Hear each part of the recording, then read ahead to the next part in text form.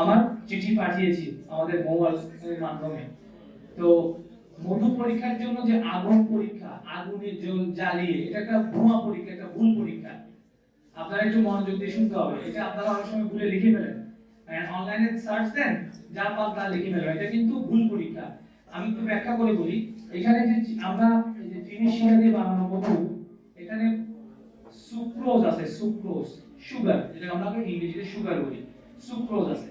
এই সুক্রোজে hydrogen carbon আছে, এটা কার্বোহাইড্রেটের একটা বন্ড, হাইড্রোকার্বনের একটা বন্ড, এবং এই জিনিসগুলো দাহক, জ্বলবে, আগুনে জ্বলে।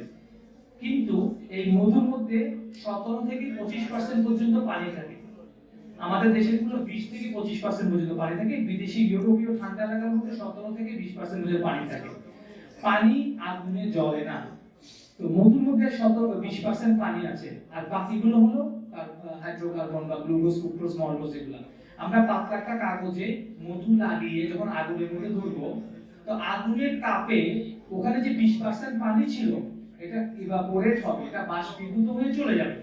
চলে যাওয়ার পর পানি লেস হওয়ার পরে এটা পুরোটাই তখন কি হবে, সুগার। তখন এটাতে ধাপ করে আগুন লেগে যাবে, ওটা জ্বলে যাবে। মধুতেও সেম। আমাদের এখানে এই মধুতেও গ্লুকোজ, ফ্রুক্টোজ, মল্টোজ আছে। আবার চিনি দিয়ে বানানো মধুতেও সুক্রোজ আছে। তো এটাও আগুনে জ্বলবে, এটাও আগুনে জ্বলবে। তবে মধু যদি পাতলা হয়, এরকম টলটলে পাতলা হয়, তাহলে এটাতে পানির পরিমাণ বেশি, 25-26%। আগুনের মধ্যে 1-2 সেকেন্ড বেশি সময় ধরতে হবে সবগুলো পানি বের হয়ে যাওয়ার জন্য। যে মধুটা ঘন, ওটাতে আগুনে কম সময় ধরতে হবে, যেহেতু পানি কম, পানিটা তাড়াতাড়ি চলে যাবে, আগুনটা তাড়াতাড়ি জ্বলবে। তো এই আগুন ধরে নিয়ে আসলে মধুকে চেনা যাবে না। আর আপনারা মধুকে মধুর স্পেসিফিক গ্রেভিটি 1.36 এর উপরে, মানে মধু পানির সাথে তুলনা করলে মধু পানির চাইতে ঘন। আর যে কোনো ঘন জিনিস পানির নিচে চলে যায়, আলকাতরা দিলে পানির নিচে চলে যাবে। এখন 1 গ্লাস পানির মধ্যে মধু ঢাললেন, মধুটা পানির নিচে চলে যাবে। 1 গ্লাস পানির মধ্যে ভেজাল মধু ঢাললেন, এটার স্পেসিফিক গ্রেভিটিও 1.363738, এটাও পানির নিচে চলে যাবে। পানির নিচে যাওয়া নিয়ে মধুকে চেনা যাবে না। যে মধুটাতে ময়েশ্চার বেশি, পানি বেশি, পাতলা, ওই মধুটা পানিতে যাওয়ার সময় পানির সাথে বাড়িতে সে ভেঙে ছড়িয়ে যাবে।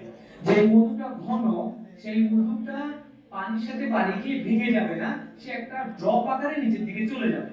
সুতরাং এই পানির নিচে চলে যাওয়া নিয়ে আপনারা মধু পরীক্ষা করতে পারবেন না, এগুলো আমরা ওই দিন দেখাবো। এছাড়া চুনের সাথে রিঅ্যাকশন করলে গরম হয়ে যায়, সেটা চিনিও হবে, মধুও হবে, এটা দিয়েও জানা যাবে না। কাপড়ের সাথে লাগালে দাগ হয়ে যায়, এটা দিয়েও জানা যাবে না। এরপর এরকম পিঁপড়া খায়, এটা দিয়েও জানা যাবে না, অনেকে পিঁপড়াকে দেয়, এটা দিয়েও জানা যাবে না। পিঁপড়া, মধুর মধ্যে যে সুগার আছে, এটার আকর্ষণে পিঁপড়া চলে আসে। মাঝে মাঝে এখান থেকে সে তার খাদ্য নেয়, মাঝে মাঝে দেয় না। যে মধুর সারফেস, যে মধু ঘন, সে এখান থেকে আঠালো হওয়ার কারণে নিতে পারে না, ভিসকসিটির কারণে। যেটা একটু পাতলা মধু, ওটাতে অনেক সময় সে চলে আসে, বা পাতলা করে কোথাও মধু লাগছে, ওখানে পিঁপড়া চলে আসে। তো পিঁপড়া দিয়ে মধু চেনা যাবে না। অনেকে কুকুর খায় কি না খায় না, এটা দিয়ে পরীক্ষা করে। তো আমরা সুন্দরবন থেকে যখন মধু কাটি, আমাদের পিছে পিছে বানর ঘুরে, বানর বনের মধ্যে। কেন? আমরা চাক কেটে মধু চিপে মোমটা ফেলে বনের মধ্যে পরবর্তী ডেস্টিনেশনে চলে যায়। ওই কাটা চাকগুলা বানরে কামড়ায় কামড়ায় খাওয়ার জন্য আসে। এরপর কুকুরকে দিলে কুকুরও খায়। তো ভেজাল মধু কুকুরে খাবে, কুকুরে যদি খিদা লাগে সে খাবে, ভালো মধু কুকুরে খাবে। দুটোর মধ্যে সুগার আছে, এগুলো দিয়ে মধু পরীক্ষা করা যাবে না। এগুলো এক ধরনের মিথ। এগুলো দেখিয়ে পথে ঘাটে মানুষকে হিপনোটাইজ, কনভিন্স করে মধু বিক্রি করার চেষ্টা করা হয়। এগুলো কোনো পরীক্ষা না। ছড়িয়ে দিতে চাই, সুন্দরবনকে রক্ষা করার জন্য পুরো দেশবাসী সুন্দরবনের প্রতি ভালোবাসা, সুন্দরবনকে চিনতে হবে। অনেকেই সুন্দরবন জান নাই আপনাদের, তো আমরা ওখানে অনেকে গিয়েছেন। আমরা এখন একটা মিনি সুন্দরবন স্থাপন করব, এবং সুন্দরবনের যে গাছ, আমরা আমাদের ঘরের সামনে ক্রিসমাস ট্রি লাগাই, এটা আমাদের দেশের কোনো গাছ না। বিদেশি ফুলের গাছ লাগাই, এগুলো আমাদের দেশের প্রকৃতিতে হয়নি। এগুলোর প্রতি ভালোবাসা দেখাই। আমাদের যেটা এত দামি সম্পদ সুন্দরবন, ওটার গাছের পাতা চিনবে না। কাউকে জিজ্ঞেস করলে গোল পাতা কিরকম, অনেকে বলতে পারবে না। কাউকে জিজ্ঞেস করে যদি সুন্দরী পাতা কিরকম, বলতে পারবে না। তো আমরা ওখানে বিভিন্ন সুন্দরবনের গাছগুলো আনবো, এবং পার্টিসিপেন্টের মধ্যে আমরা একটা করে চারা বিতরণ করবো, সুন্দরবনের গাছের চারা। এখন দেখবেন অনেকে ঘরের মধ্যে অ্যাকুয়ারিয়ামের মধ্যে মিঠা পানির মাছের জায়গায় নোনা পানির মাছ রাখতেছে। আপনারা দেখছেন কিনা জানি না, শ্যামল যে বিক্রি হয়, স্যালাইন ওয়াটার, সল্ট ওয়াটার, আমাদের সমুদ্রের যে মাছগুলো, এগুলোর অ্যাকোয়ারিয়াম আছে। তা আমাদের এই গাছগুলি হলো ম্যানগ্রোভ গাছ, যেগুলো মিঠা পানির গাছ না। এগুলা নোনা পানি দিয়ে এগুলোকে বাঁচিয়ে রাখতে হবে। আমরা এরকম একটা সুন্দরবন আমাদের চট্টগ্রামে করেছি, আর সবাই প্রতি সুন্দরবনের প্রতি ভালোবাসা দেওয়ার জন্য, ছড়িয়ে দেওয়ার জন্য আমরা একটা করে গাছ বিতরণ ওখানে করব। করলে গাছটা বাঁচবে, এই জিনিসগুলো আমরা সাথে দিয়ে দিব।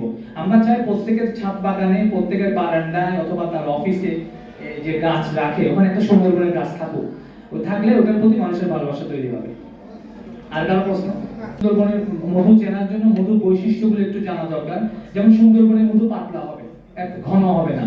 কালো জিরার মধু কালো হবে, সরিষার মধু নিচে জমে যাবে, সাদা হবে, লিচু ফুলের মধু সবুজাভ হবে। এরকম বিভিন্ন মধুর যে বৈশিষ্ট্যগুলা, এগুলো যদি আপনারা একবার চিনে নিতে পারেন, তাহলে আপনাদের জন্য মধু চেনাটা সহজ হবে। আমরা এখানে রাখছি, অনুষ্ঠান শেষ হওয়ার পর কেউ যদি আগ্রহ বোধ করেন, এটা ঘ্রাণ নিতে পারেন, একটু খেয়েও দেখতে পারবেন। এটা দ্বারা আপনার একটা নলেজ গেদার হবে, আপনি জানতে পারবেন যে কোন মধুর ঘ্রাণটা কিরকম। তাহলে আপনাকে কেউ প্রতারিত করতে পারবে না, ধোঁকা দিতে পারবে না। আর আমাদের দেশে একটা কথা, আমাদের দেশে টোটাল মধুর যে পরিমাণ, এটা আসলে আমরা মোটামুটি একটা অনুমান করে বলি, ধরে নেন 1 কোটি কেজি, তার মধ্যে 4-5 লাখ কেজি মধু সুন্দরবন থেকে হয়। কিন্তু বাজারে সুন্দরবনের মধু বিক্রি হয় 50 লক্ষ কেজি।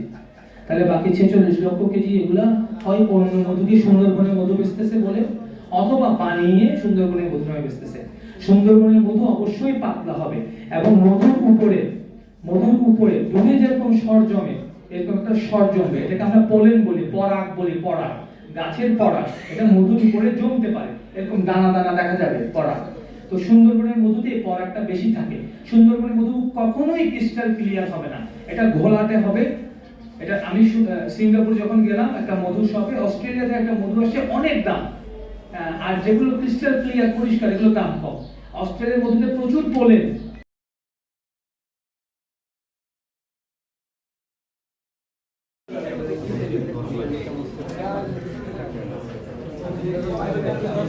অনেকের কাছে মনে হয় মধু খাইলে গরম লাগবে, ঘাম হয়ে যাবে, এটাও ভালো পদ্ধতি নয়। আচ্ছা, আপনারা অনেক সময়, আমাদের বাড়ি চট্টগ্রাম, আমাদের চট্টগ্রামে একটা জিনিস প্রচলিত আছে, আমরা মেজবান খাই, মেজবান, গরুর গোশত দিয়ে। মানুষ যখন প্রচুর পরিমাণে গরুর গোশত খায়, তখন দেখবেন তার শরীর থেকে ঘাম বের হয়ে যায়। অর্থাৎ আমাদের স্টোমাক যখন কোনো একটা জিনিসকে সহজে হজম করতে পারে না, এটা যদি হজম করতে কঠিন হয়, তো সে তার শরীর থেকে ঘাম বের হয়। আর সাইন্টিফিক কারণ আছে। আমার যখন 16 বছর বয়স, আম গাছ থেকে আমি মধু পাচ্ছিলাম আমি 100 গ্রাম খাওয়ার পর আমি 1 ঘন্টা পানিতে ডুবেছিলাম।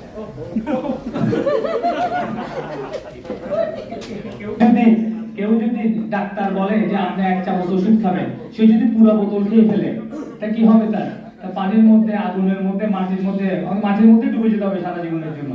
আসলে না, বেশি না। ওই মধু পৌষ মাঘ মাসে ওই মধু, তাহলে বুঝতে হবে সারা দেশের মধু তো মৌসুম অনুযায়ী ভিন্ন ভিন্ন হবে ফুলের কারণে। যদি সবসময় একই হয়, বুঝতে হবে সে ফেক মধু বেচতেছে। এই জিনিসগুলো নিয়ে আপনাদেরকে করতে হবে। এরপর আপনাদেরকে আমরা মধু খাওয়াবো, আমরা মধু নিয়ে এসেছি। তো আমরা আমাদের ভলান্টিয়ারদেরকে বলবো, মাহমুদ ভাই যে মধুটা আনছেন, এটা একটু সবাইকে একটা টিস্যু, একজন টিস্যু রাখেন, আরেকজনকে সবাইকে একটু করে খাওয়ান। এই ফেক মধুর ব্যাপারটা,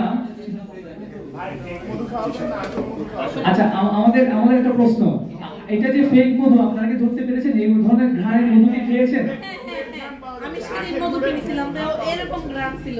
এটা না, পুরো শেষই যে যেটা কথা বললেন দুটোটাই জটিল, সহজ কোন উপায় আছে? এটা নির্ভর করবে। আর আরেকটা প্রশ্ন হলো